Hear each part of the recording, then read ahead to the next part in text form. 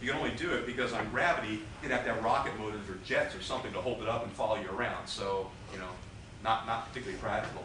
But there's 3 of these things that are kind of cool when you see them work together. They orient themselves, they kind of just hover and hang there.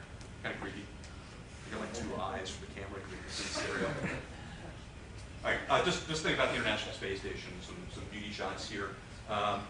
The length from here to here is about the length of 2 football fields. Okay, it's really huge. So these solar panels are about a football field in length as well. There's a main beam that comes across here. A little hard to see, there's an arm. There's a robotic arm, and the arms in the space program were built by Canada. And this arm is on a cart. It's like a railroad track that runs the length of the beam here. So when they have to move the solar panels around, or if they have to do spacewalks, the astronauts actually like ride a little choo-choo. And the arm is active at both ends, so it can be like an inchworm. It can grab a fixture, and then the other end can reach over and grab another fixture, and then the first one can disconnect, and it kind of like inchworm its way across. And there's another gripping fixture called Dexter, which they can grab. It has like 4 arms, okay? Also creepy. So the idea is, again, don't have to send human beings out all the time and do spacewalks. There's a series of modules. This one right here was actually the first one, launched by Russia. This is also a Russian module. Then there's a mating adapter, and then there's what's called a node in here. United States module, another node, European module, and Japanese right there. And there's an airlock over here. You can't see it, but at this end there are docking ports for cargo spacecraft that arrive. And back over here underneath, these are radiators back here. But there's a Soyuz spacecraft. There's always a taxi ride down. So if you've got 3 people on board the International Space Station, or 2, there's always a Soyuz that if they have a problem, like something big punches a hole in this, or there's a fire, they can bail out. Okay, they're never left without a way of getting home. And one of the reasons why the crews are up for 6 months at a time is that the Soyuz has a 6-month on-orbit storage time. The propellant actually can sit there for 6 months. And so what happens is a new crew will bring in a fresh Soyuz up, and the old crew will bring the old Soyuz back. They kind of rotate them around. They're called taxi flights. So they bring the crews back and forth and change the hardware. If you've got 6 people on board the International Space Station, which is a standard crew nowadays, then there's 2 Soyuz. And everybody knows where they're supposed to go. They have seat liners that are custom designed for the astronauts. And you change crews. If you come up on the space shuttle, you change crews when they install your seat liner in the Soyuz. So it's a way now. Okay, just another nice shot flying over the ocean. The space station is almost complete. The next shuttle mission, the next one, the one after that, is carrying one more node and something called a cupola.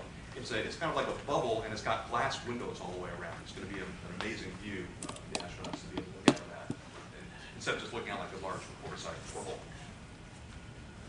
Okay, this is the bad hair shot.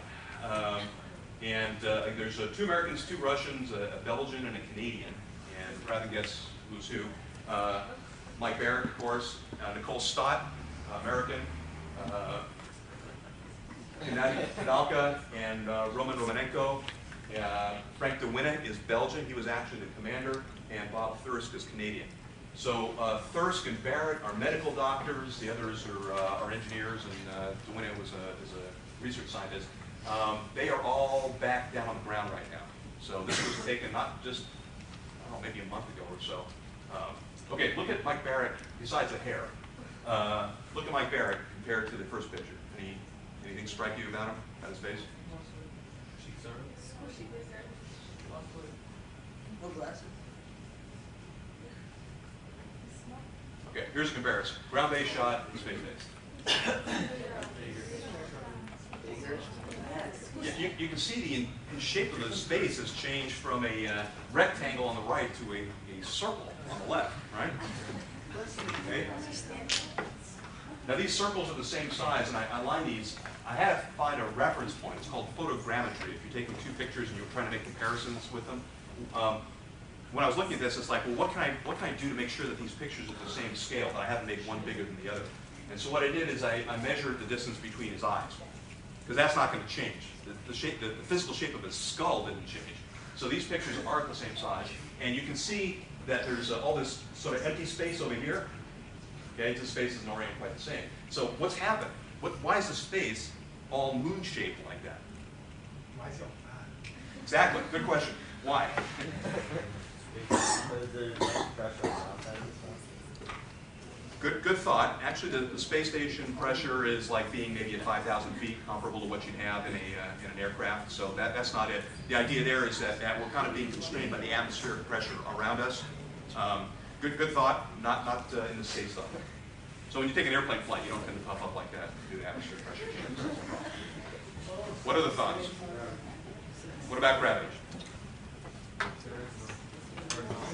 Okay, there's plenty of gravity. It's about 92% as much gravity as on the surface of the Earth, but he's falling. So, okay, he's weightless. He's in free fall. So what does that do? This is a physiological question here.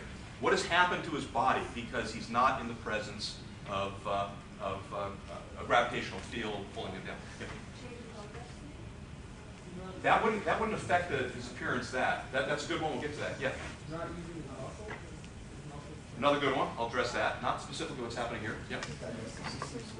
Digestive system slow down? No. Turns out, just real quickly, because they're breathing recirculated air, there's not the kind of smells and things like that that we're normally exposed to. You go outside, and you immediately, you know you're outside because it smells different. It's being like in here all the time, and they really like spices. They spice stuff up because their taste buds get kind of deadened just because of breathing recycled air. But no, that's not it. Something else. Let me ask you a question. Yeah, go. Oh, because there's no gravity. Well, there's less gravity, but that's just like floating there. I mean, Very close. Put it this way: have you ever hung upside down for any period of time? Yeah. If you hang upside down, how do you feel? Okay, dizzy or like stuffy. I mean, it said blood here. That's part of it. You've got all these fluids you're carrying on board you, right? If you turn upside down, where do they go? Down, then you kind of feel stuffy and puffy and things like that, like you've got a cold almost. Try this at home, boys and girls, because all these fluids that are normally drained down are now shifted up. So what happened here? The thing about Mike is all astronauts experience this to some degree or another. Some of them, you can't tell. They look exactly the same. Mike looked this way for 6 months. Now what happens is the fluids basically redistribute, and the legs get skinny, I'll show you that in a second, and their faces get puffy until their body can adapt to that environment. It's called space adaptation syndrome, and part of it is space sickness, but this is part of it as well. What happens is your body sends signals to parts of your other parts of your body, notably your kidneys, that say, my fluid load is too high. I've got fluid where I don't need it, namely around the head and neck, and so basically you just urinate that away. And you continue to drink whatever you need, but you get back to a different equilibrium. So they don't drink less, they drink just as much, you urinate just as much, but your body isn't storing as much fluid on board, and that puffiness tends to subside and disappear. So the other astronauts, they don't look quite so puffy. I mean, Frank DeWinne doesn't look puffy at all. And Mike Barrett was sort of remarkable because he looked puffy for the entire flight. Now, when you come back to Earth and you're back on the ground in 1G, and you stand up, then you've got the opposite problem. What's going to happen? All the fluids that are being distributed to your body are going to tend to shift down, and all of a sudden, your head is going to be way short on the amount of normal pressure from fluid. And what's likely to happen to you then? Pass out. You pass out, right? Because all of a sudden, all the fluids have drained away. So if you're ever in one of those centrifuge things in an amusement park that kind of spins you around here, one of the things that's happening is it's redistributing fluid. And when it stops, there's all sorts of weird things that happen to you. But one of them is fluid has to redistribute back to where it's supposed to be. So before the astronauts come down, they drink a large amount of fluid just to get the fluid back into their body. And what it does is it overloads their body and forces the fluids back up into their upper body. But it also means that if they have a wave off and they can't land on the shuttle, sometimes an hour before landing, you fire rocket motors to slow down and come down. If the weather's bad in Florida and they think they can land but decide they can't, all of a sudden you're carrying an extra, a couple of liters of fluid on board, and you got to get out of your spacesuit. There's a big rush to the space potty because all of a sudden you're carrying way too much liquid. So imagine if you drank a liter bottle of water and sat around for an hour or two. Okay, I think you've got the picture.